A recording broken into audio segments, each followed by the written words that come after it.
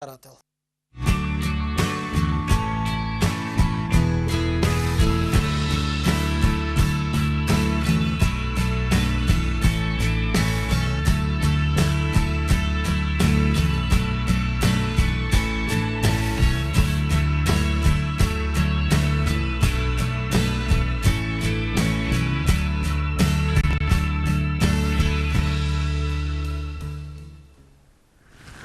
Добра вечер, почитувани гледачи.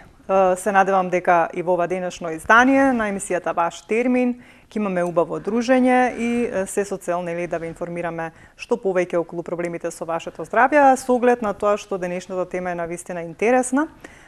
И имаме гостинка која што е навистина специјалист во својата професија. Се надевам дека и од ваша страна ќе има интерес да се јавите, да искомуницирате со нас и да добиете одговор на вашите прашања. Денес ќе говориме за срцев инфаркт, ризик факторите околу тоа, како сето тоа е кај нас, значи каква е состојбата кај нас, уште повеќе што доктор Луиза Груева е со мене во студиото, која што е специјалист интернист, субспецијалист кардиолог и доаѓа директно од ординација и ќе ни каже еве впрочем каква е состојбата во однос на овие проблеми.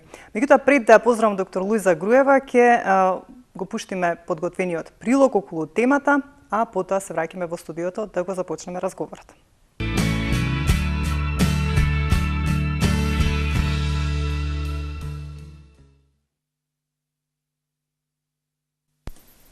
Срцев удар или миокарден инфаркт е израз што се користи кога коронарната артерија наеднаш ке се затне со грудка крв и делот од срцевиот мускул што е снабдуван од таа артерија ке се оштети, затоа што е лишен од кислород.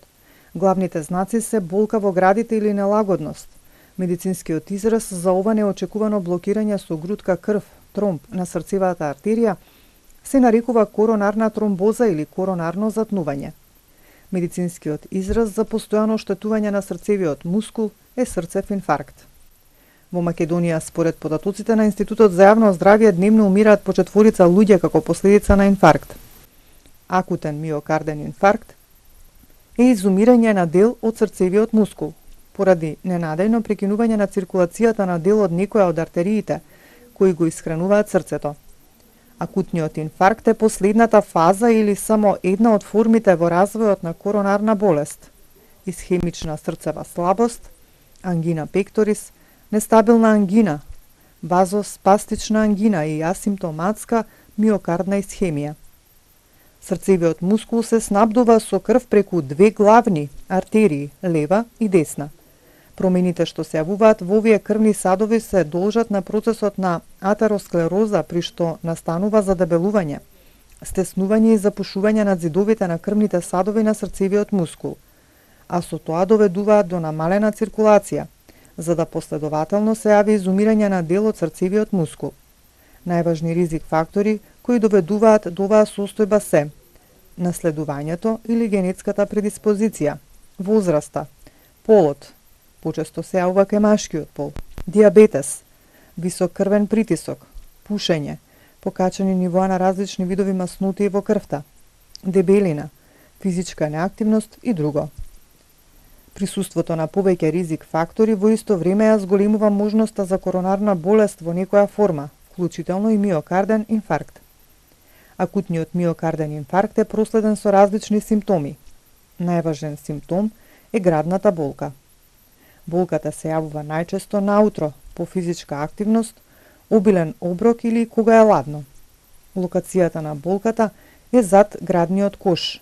Таа е многу силна во интензитет и во карактер наликува на прилепување, печење или дури и расцепување на градите. Болката во инфарктот трае повеќе од половина час и обично е посилна и подолга од сите претходни напади, ако пациентот веќе имал напади во градите. Болката обично се шири до рамото, левата рака или долната вилица. Тоа може да биде придружено со изразено потење, мускулна слабост и чувство на гушење поради недостаток на воздух и страф од блиска смрт. Сепак, болката како симптом може да биде отсутна, особено кај пациенти со дијабетес, а потоа другите придружни симптоми може да покажат дека е миокарден инфаркт. Неретко има и симптоми на болка во горниот дел на стомакот, во предел на желудникот и во акутните моменти нагони, нагадење и повраќање.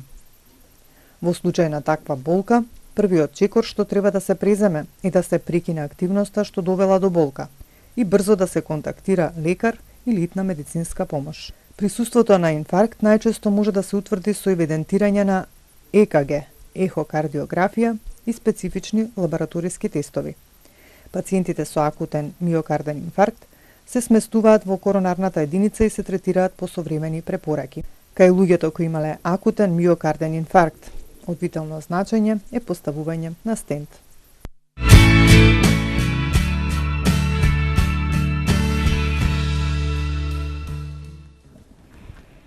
Еве сме повторно во студиото, значи после овој кус прилог што можевте да го проследите, некако дадовме некои информации колку да ве запознаеме во однос на денешната тема. За оние кои што подоцна се вклучија, значи ќе говориме за срцев инфаркт, а со мене во студиото е професор доктор Луиза Груева, која што е специјалист интернист, субспецијалист кардиолог и ни доаѓа од Универзитетската клиника за кардиологија, дел од кампусот клиники Мајка Тереза. Добро вечер и добре дојдовте, многу ми е драго што еве повторно сте дел од вашите. Добро вечер, фала на поканата. Так. Пред да влеземе во студиото, токму разговаравме за состојбата со срцевите инфаркти, односно со срцевиот инфаркт. Ете така, каква вие рековте, имаме премногу работа, па еве да ни кажете дали на вистина е кај вас толку многу пациенти има што кажете во моментот не можам... е клиниката блокирана, верувајте. На што се должи ова? Значи вака, самиот факт дека прва причина за смртност во светот се кардиоваскуларните заболувања многу зборува, а исто и кај нас. 75% отпаѓа на смртност од кардиоваскуларни заболувања. Или, поедноставно кажано, последната статистика што имавме, мислам дека повеќе и покрај сите апдейт, најврни технологии што во моментот се работат на клиниката за кардиологија, 10.000 жители за жал починуваат годишно од оваа, би рекла, чума, светска чума на 20 и 21 век. Како што почнавме, сега дали е причина ова продолжено лето неадекватно? Да, тоа сакам да ве прашам, бидејќи имавме високи температури, несвојствени, па потоа малку залади, минатата недела сега повторно топло. Меѓутоа, знаете, ова не важи за постарата популација. Тие имаат, за разлика, јас на сите телевизии, каде да се појавам. Да, многу пати сме говореле. Ја почнувам со младата, здрава, да кажам, популација, за да се превенира ова чума што е од светот присутна. Знаете, ризик факторите ги набројавте, меѓутоа морам да почнам. За Македонија важи еден голем нов ризик фактор, а тоа е аерозагаденоста. Би рекла дека аерозагаденоста е благ збор. Не, ние имавме минатите години цунами од загаденост од отрови, а веќе пројавуваат знаци дека и оваа година не дај Боже ќе се повтори истата ситуација. Летото, каде што нема ни печки, нема ни огрев, нема ни ништо, загаденоста во општина Центар беше на високо ниво. Читам сега по порталиве, извини Виолета, пред да почнам, морам да се вратам, бидејќи нема живот без кислород. Така е. Тука дилема да нема. Дали хроничарите, дали новите, не дај Боже да се разболат, без кислород и чист воздух, немаме иднина и перспектива. Ке имаме само зголемување на бројот пациентите.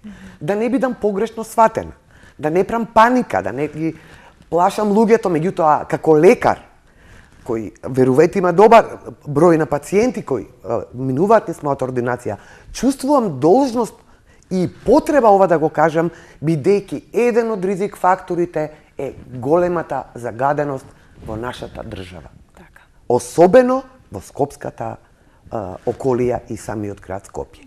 Дали јас велам ова скопјанизација што настана? Преголема урбанизација. Сите во Скопје.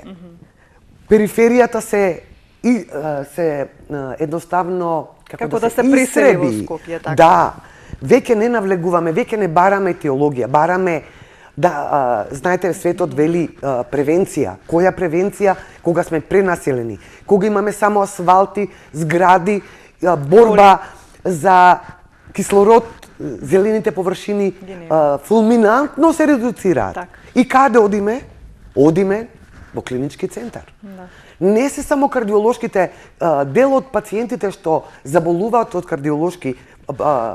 кардиолошката етиологија се резултат на претходни други коморбидитети, придружни болести они што ги имаат и ради лоша размена на кислород, недоволно снабдување на срцето со кислород, трокира едноставно, бара нема адекватен одговор, доваѓаме до несакани последици по кардиоваскуларниот систем.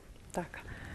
Се надевам дека ќе сватиме. Ќе се преземе нешто, меѓутоа некако тешко да кај нас работи. Тешко, така меѓутоа јас сум оптимист, сметам дека зеленилото, верувајте во Словенија велат ние сме 75% зеленило. А ние сме 75% смртност. Така.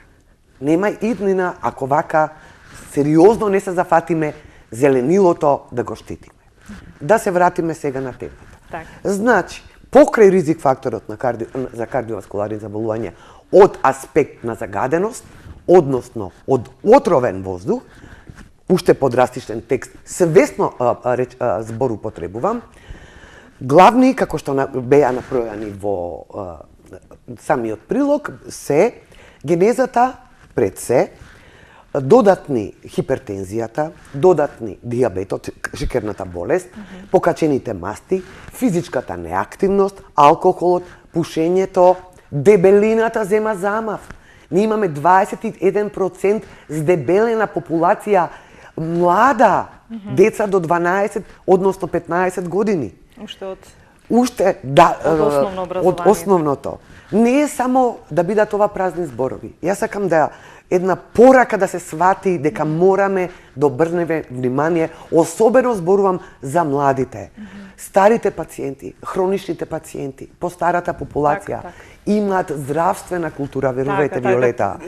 Сме говореле дека тие си ја земаат препашаната терапија, знаат како да се движат и за тоа имаат добар квалитет и добра прогноза на живот. Иако веќе кај нив фазата на срцето од прележан миокарден инфаркт поминува во една хронична, ние би рекле, исхемична кардиомиопатија, дегенерација на срцевиот мускул во склоп на претходна причина од коронарна болест.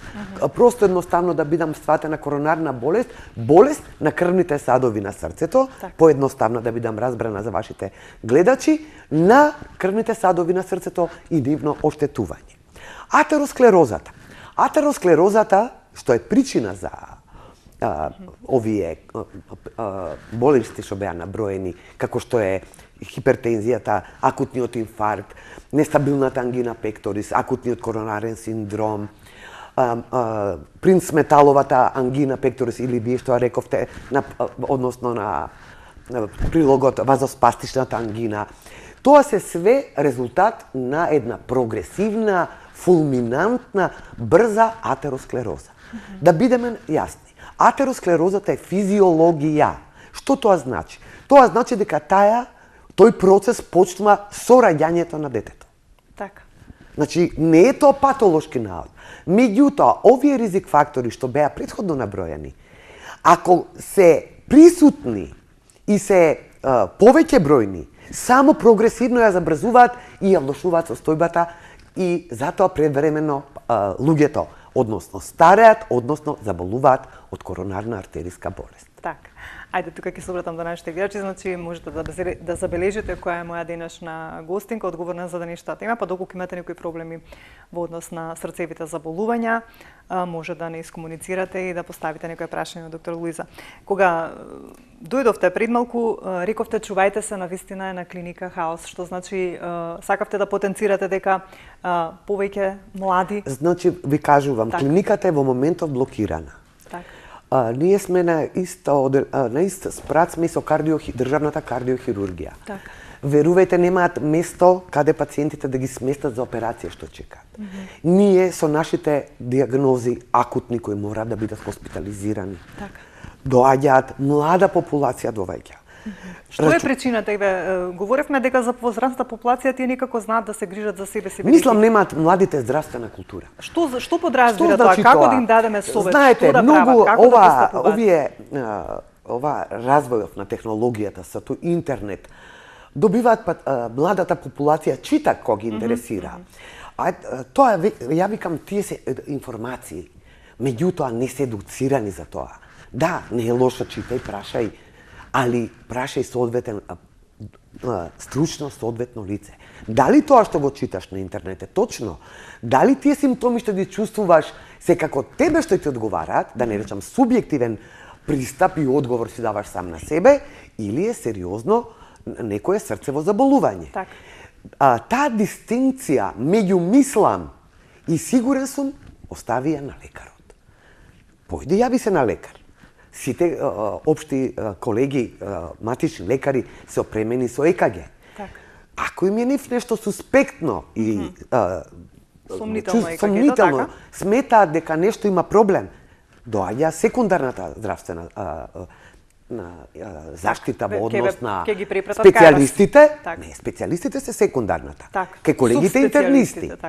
Колегите интернисти комплетно ќе ги исследат и потоа ги праќаат на клиниката. Али не, јас мислам дека ми е лошо сум спиел, не е, вратот ме боли од промаја, ме стега сум настинал, колата, прозорот беше отворен. Не, тоа не е.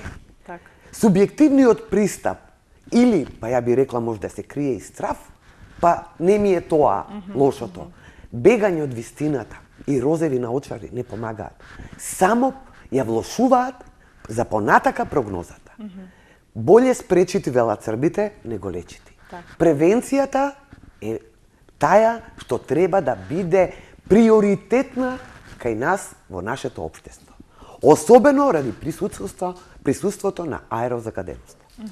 Значи, секој минимален симптом што се чувствува, нелагодност во градите, трнење на левата рака, кочење на вилицата, повремено профузно потење, болки во грбот. Дозволете лекар да каже дека сте здрав.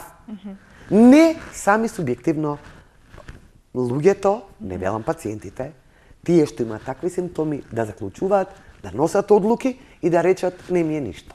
Така. Значи, дали е доволно за почеток само првим да направат едно ЕКГ, како што кажавте, па после тоа да се види? Морам да кажам дека многу е битно тоа што се воведе таа рутинска систематска контрола годишна кај сите фирми, мислам државни и приватни, не е битно. Тоа зборува.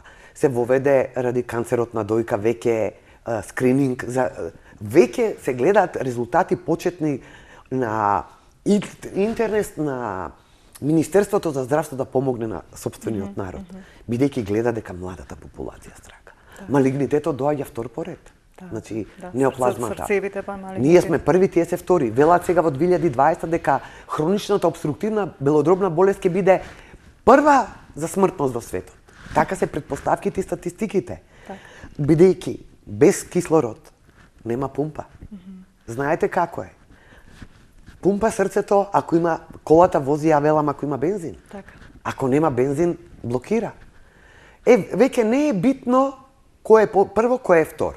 Битно е да биде пациентот, односно тој што има тегоби, дијагностициран. За дијагноза, како што кажавте, Вики, прво треба прво анамнеза. Знаете, порано немале ни ЕКГ, порано немале ни, освен слушалка, немало ништо. Па носеле дијагнози. Се се враќа на емпиријата, ја велам. Искуството, праксата е приоритетна и велат добро земена анамнеза, значи податоци од пациентот за тегобите, ти е 2/3 од дијагнозата. Самиот пациент кога ќе ти го каже проблемот, симптомите, веќе индиректно колегата лекар веќе знае за што може да се работи. Дали ЕКГ-то, дали маркерите, само ќе му потврдат на тоа што колегата се сомнева. Од ЕКГ-то, ако нема промени, а пациентот има се уште клинички симптоми, не сме да се остави така. Пациентот додека чувствува симптоми, мора комплетно да се третира и иследи. Ке се јави на специјалист интернист, ке рече се уште и покрај терапијата даден од матичан, ја добро не се чувствувам.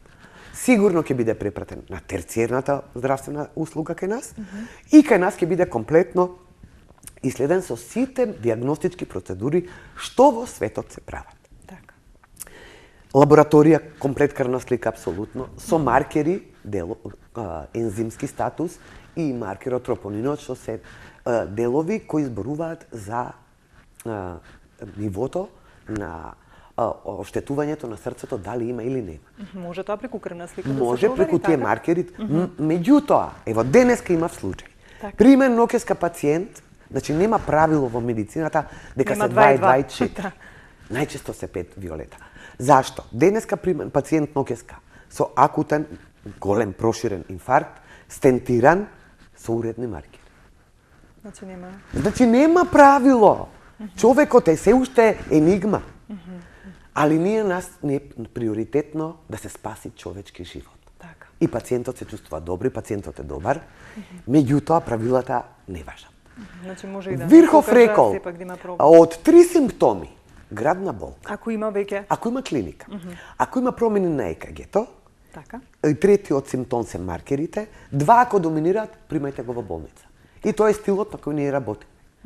Пациентот имал градна болка, пациентот имал промени на ЕКГ-то, пациентот е примен, диагностициран, третиран, стентиран и се чувствува добро. Така. Значи, сите тие диагностички процедури практички отсликуваат состојбата на срцето. Знаете, има многу сега пројава и на диабетот, на шекерната болест. А тие коморбидитети многу залажуваат. Знаете, пациентите, например, дел од нив не знаат дека имат покачен диабет. Чувствуваат некои симптоми, меѓутоа тие симптоми се проблем ако е ново откриен, а е подолготрајно време присутен, ги залажува тегобите во однос на срцето. А пациентот имал мака. Бидејќи шекерната болест ги оштетува нервните завршетоци, не само крвните завршетоци. Знаете што вика шекерна болест? Напаѓа влакното на срцето до ноктот на ногата. Така. И сето тоа оштетување што ги правят тие тегоби, не дава типична градна болка кај пациентот. Се чувствува како малак сан, како нелагодност во градите, како тежина, меѓутоа класична болка не. Е сега, таквите пациенти треба да се јават на лекар исто така, да се проследат, да се иследат, да се испитаат и да се диагностицираат. Дај Боже да е во ред, пациентот си е заштитен, прегледан, испитан и може понатака добро и квалитетен живот да продолжи. Така. Ајде кога станува збор за симптомите, да ги повториме, кога веќе се случува срцев инфаркт. Што точно може да се почувствува или што точно треба, бидејќи, како што кажавме, не мора сите симптоми во едно, него што е, што ако најпрво почувствуваат, веднаш да се јават? Значи по книга како би оделе, ако зборуваме за тоа е силна градна болка во предел на градната коска. Како клешта. Значи нешто како да ве стега. Како да се кинат, така велат пациентите. Значи, Коските силна, ми се силна градна болка. Со пропагација може према двете раце, може према едната рака, може према двата мали прсти на левата рака, кој е плексус брахиалис, тој сплет на нерви што го инервира срцето и тие симптоми ги дава. Кочење на вилицата, со обилно профузно може препотување да биде, до шок, ако е инфарктот голем, се губи тензијата, крвниот притисок се намалува, се губи, може да биде комплетно отсатен, може да биде пациентот дури во пулмонален едем, викаме ние, народот што би ти го рекол, вода во плуќата, ради големината на инфарктот, срцето не може да се испумпа и целата течност се излева во интерстициумот, во белодробието и пациентот доаѓа во една лоша клиничка состојба и за визуелен изглед и за третман во таква тешка состојба, бидејќи тие пациенти, ако се во таква лоша клиничка слика, од секој аспект да речам, и хемодинамски, лош пулс, лош притисок, лош наот на ЕКГ-то, потешко може да се изработат и да се пратат во интервентната лабораторија за стентирање, бидејќи тие практички не може да лежат на грб. Може да бидат испраени за да земат воздух. Така, да слушнеме, имаме гледач на линија кој се јавува. Добро вечер. Добро вечер. Повелете. Ало. Повелете. Поздрав до докторката, многу. Јас сум била кај неја. Ама без упут, не може и упут не ми дава, без упут не мора да дојда. Така, ние пред малку... Злато мило море, од тоа нема дојдено, нема појдено каде Лука, без болница, леве 8 дена, ми рекоe обавезно додиш. Ама нема кај да најде термин нигде. Пуштени се сите до декември термини. Доктор не може да најда нигде. Така, вака сега... Не су баш го ред. Вака сега, баш говоревме со доктор Луиза дека на... Говоревме со доктор Луиза. Приоритетен упат земете од интернисти, дојдете во вторник. Па ова матична нема ни приоритетен викат, не знам како не може да најд. Вака сега, вие ќе се земете приоритетен, ќе кажете дека сте се договориле со доктор Луиза во емисијата, дека сте се јавили, ќе ви даде таа приоритетен упат и ќе појдете секој вторник е доктор Луиза на клиника и ќе појдете ќе ве прегледа. Меѓутоа Виолета веќе матичните не даваат. Интернист мора да даде. Да, поново да. Тогаш значи кај интернист ќе појдете. Дали Ѓорче еднаш така појдов и таа вика тебе таа не е уклучена одека да ти дада. Не, вие ќе кажете дека сте се договориле со доктор Луиза и ќе ви даде приоритетен интернистката и ќе појдете. Не да не сум уклучена. Термините кај мене сега вака малку е претенциозно да зборувам. Ода за минута. Пуштено и ноември, декември, значи исполнете се, али ја пациент со приоритет не враќам. Не враќам ни онака како има мака, меѓутоа не ќе можам да пишам терапија бидејќи електронски морат извештај да добиете. Да. Леле, Злато, многу поздрав до тебе, Злато, докторке. Многу, ја бев кај тебе и така па да дојда. Добро, еве ќе ве прими доктор Луиза. Весела, здрава и водителката. Благодариме многу што не следите. Еве, доктор Луиза ќе ве прими, појдете значи кај интернист. Да покуша да видам ќе зема. Да, нека ви даде приоритетен, ете така. Значи интернист. Фала многу Злато. Ништо, имајте убав ден. Пријатно. Ваша пациентка која што не можела да ве добие, како што и говоревме пред малку, кажавте дека навистина штом се пуштат. Вторник е, многу. И веднаш се и да термините многу зафатени. Да.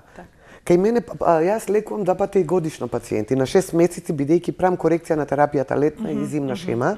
Летно време намалувам, ја одам према временските услови.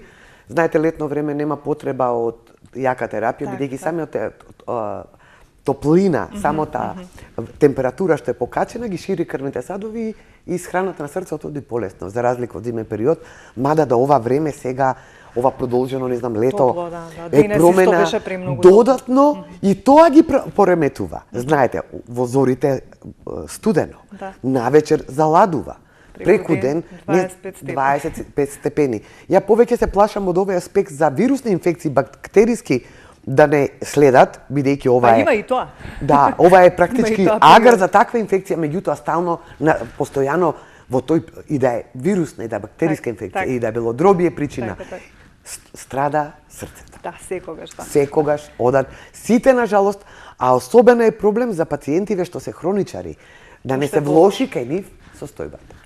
И ја оваа година препорачав кај моите пациенти, хроничарите особено, вакцинација обавезно против сезонскиот грип. Меѓутоа, променава за ова време 20 степени, ноември месец, пред нова година практички, не цел месец и пол, е малку проблематично за прогнозата како ќе биде во однос на вакцинацијата. Се уште нема најава од Министерство за јавно здравје, од Јавно здравје институтот за вакцинација. Денеска баш јас колку што можев да забележам на вести имаш информација дека првата недела од сега од ноември веќе ќе почне вакцинацијата, така. Добро, знам за да предложам на пациентиве. Веќе не сум чула се уште. Јас на вести пред да дојдам на емисија, токму тоа го забележав дека веќе првата недела, значи од 1 ноември ќе почне. Пожелно за кардиоваскуларните болни обавезно вакцинација препорачуваат. Така.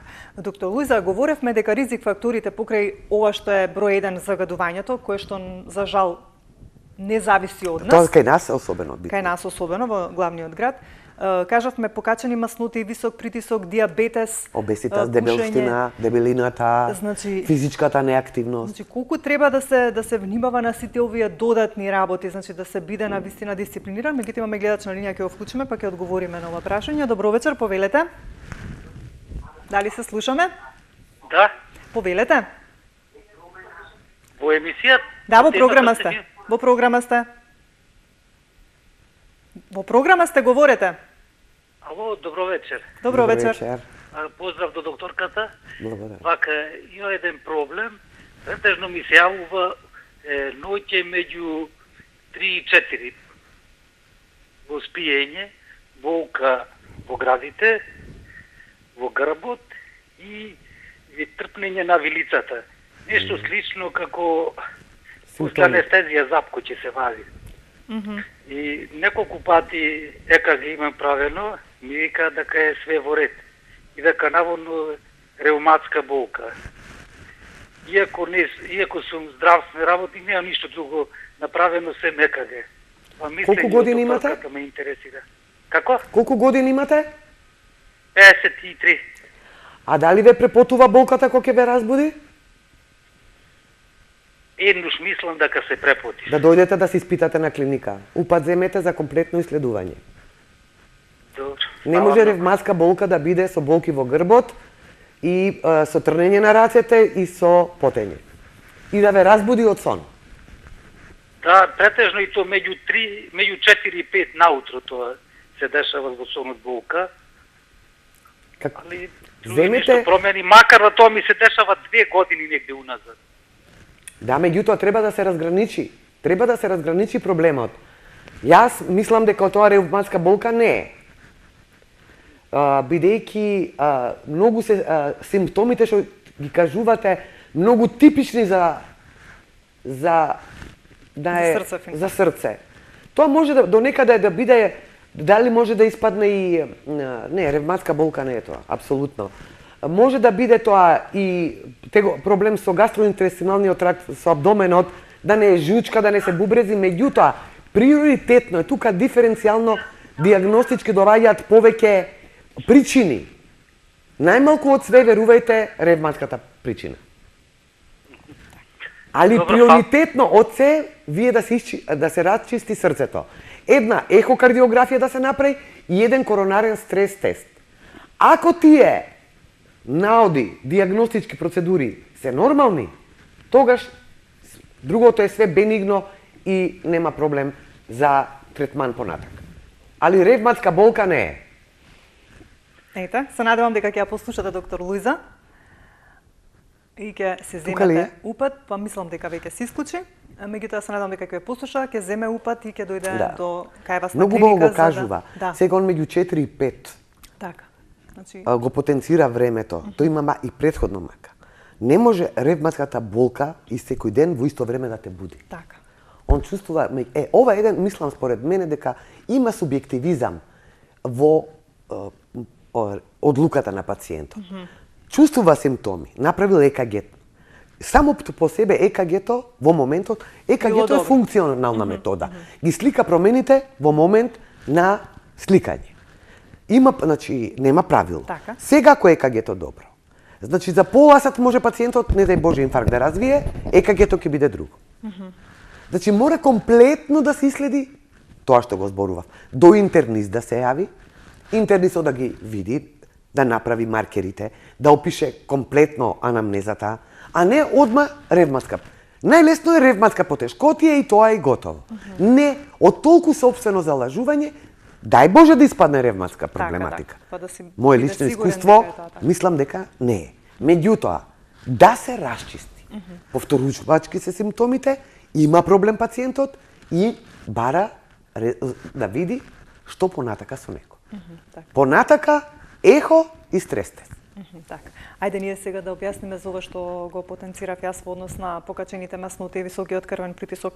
Колку тоа на вистина придонесува, претпоставам дека тие се тие фактори кои што спаѓаат во оној метаболен синдром, па кои понатаму предизвикуваат атеросклероза, Метаболниот синдром представува комбинацијата на покачен шеќер, масноти и крвниот притисок. Така.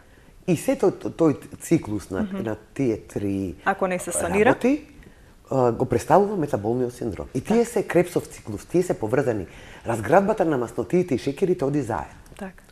Сега, зборуваме за македонецот. Македонецот, нашиот народ, сака софра. Така. Да си збориме отворено. Меѓутоа, доктор Луиза, и порано била истата софра, меѓутоа луѓето не биле толку Не, болни. порано било Овие поскромно. другиве додатниве фактори. Нашиот народ сака да се најаде, да нема се напие. празниците, славите сега тоа се чека, Така. без прасиња, без јагниња, без салати. Тоа е традиција, тоа е убава традиција. Така. Не значи на слава да отидеш, на празник да отидеш, на службена вечера да отидеш да се најадеш. Едноставно колку пробај, колку Така. или лесно. Лесна храна, не знае нашиот народ за лесна. Сега веќе има некои Така, пројава некои на трендови така на здрава трендови, храна на на повеќе. здрава храна, гледам и возење на точак физичка активност. Меѓутоа, на загаден воздух возење Се е бадијала. на велосипед е контраиндицирано. Ве молам, срцето има напор при на загаден воздух, уште низок ниво на кислород, а срцето бара физичка активност, кислород. Така. Не. Јас се надевам дека ќе се свестиме дека се повеќе и повеќе велосипедски патеки има за да се намали бројот на возила, за да може да продишеме, што би рекол. Пак, како и да го вртиме муабетот, значи воздухот е тој Кислородот, кој што е зеленилото, број 1.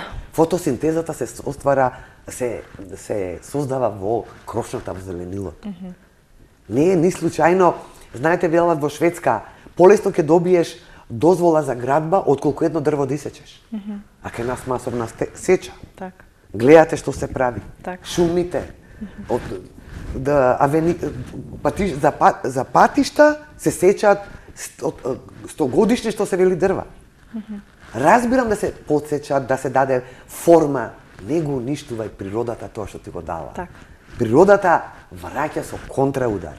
Кој пробал против природа да оди, само лошо завршил. Така. Дека ова е на светско ниво проблем, глобален проблем е срцето. А кај нас само додатно ја влошуваме состојбата. Ние сме мала земја, 2 милиони. Така. И сами себе, македонскиот Си се аутоканибализам, Да. најверојатно. Ќе си ја сечеме гранката, а имаме зеленило. Така да мораме малку од малку да се свестиме, пак ќе повторам, за младите и за делот од здравата популација, превенцијата да не дојде до Так. и нивно разболување, не дај Боже. Доктор Груева, секој срцев инфаркт завршува со стентирање? Акутен ако е, завршува со стентирање. Има стеми и нон-стеми. Стеми што значи елевација присутна на електрокардиограмата. Тоа се повеќе стручни изрази за кои за гледачите не ни се битни.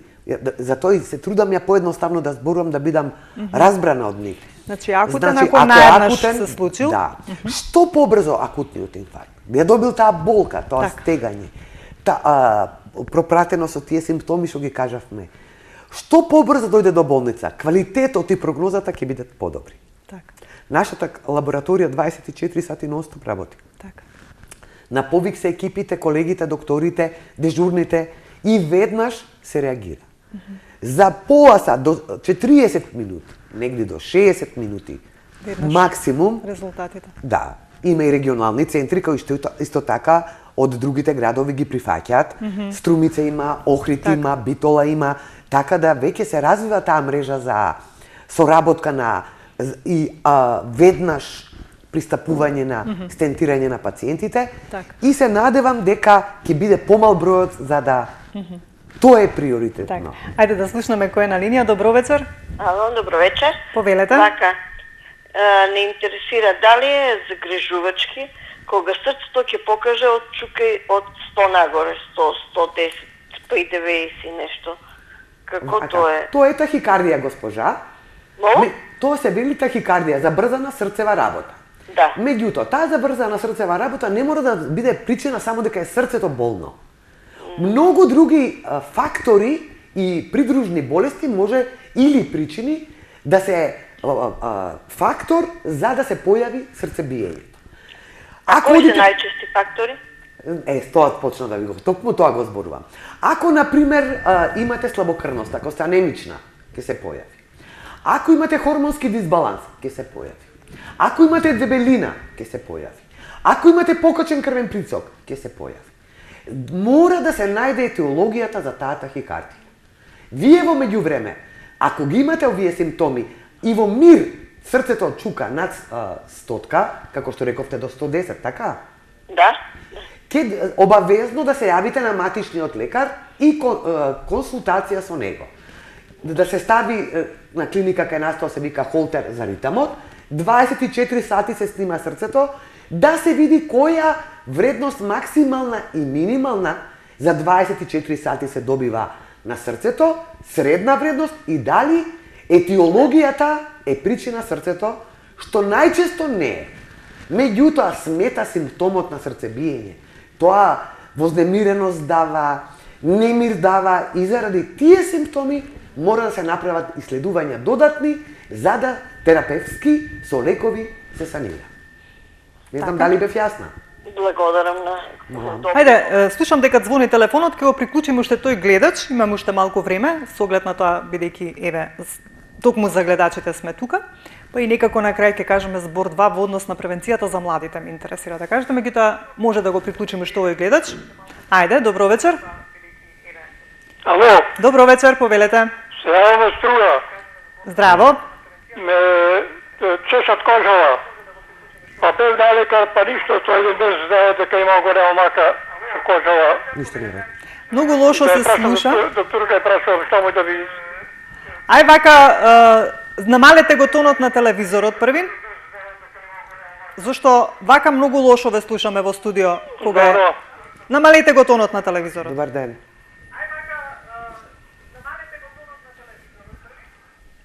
Е, сега говорете.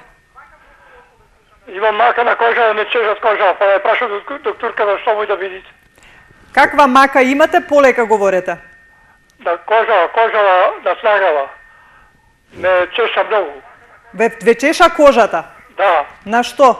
Па да ја прашам доктора што може да ви кажи. Каде поточно имате проблем со кожата? Во плеќите. На плеќите? Да. Тоа Добро. може да биде жолчните патишта, ако се покачени билирубините во крвта, да дават таков спрат на кожата. Ја чисто како интернистички проблем го третирам, не кардиолошки ова, да се јавите до прво дерматолог да види дали од тоа чешање има некои ескоријаци, некои гребнатини или промени на кожата. Ако дерматологот исклучи дека нема кожни промени, да се јавите на гастро да се испита едно ехо на стомак да се направи, да не е жучкаво прашање. Ете, се надевам дека добро разбравте, значи да се јавите на интернист. Само јас сум кардиолог. Така, први на дерматолог, значи на кожен лекар да се види тоа, а потоа и на интернист да се направи едно ехо на абдомен, да се види дали има некој проблем од органите. Да, може жолчните патишта билирубинскиот статус да биде покачен на тоа се супстрати во крвта и тие да дават сфрап. Доктор Лузе, немаме уште многу време, меѓутоа кусо би ве замолила еден совет до сите млади, како што кажавте, многу млади доаѓаат на клиниката со срцев контрола, инфаркт. Значи што, како да постапуваат? Значи да не заклучуваат сами и дијагнози сами да си дават, да се мислат дека се многу знаени. Дај Боже да испадне тоа. Так. Чекинг, проверка на на кардиоваскуларниот статус. Так. Проверка на крвниот притисок, комплет лабораторија, еден стрес тест ако чувствуваат мака, замор и слично, а не преморен сум, да ќе одморам, сами да не даваат дијагнози и заклучоци.